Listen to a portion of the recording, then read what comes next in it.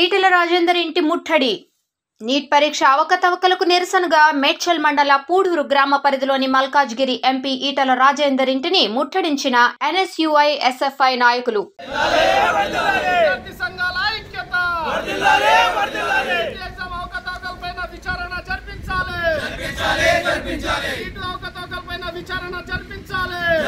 Neat పరీక్షతో పేద విద్యార్థులు ఇబ్బందులకు గురయ్యారని ఎన్ఎస్యుఐ జిల్లా అధ్యక్షుడు రాహుల్ యాదవ్ అన్నారు. రాష్ట్ర వ్యాప్తంగా ఉన్న విద్యార్థి సంఘాల పిలుపు మేరకు మల్కాజ్గిరి పార్లమెంటు ఎంపీ ఈటెల రాజేందర్ ఇంటిని ముట్టడించారు.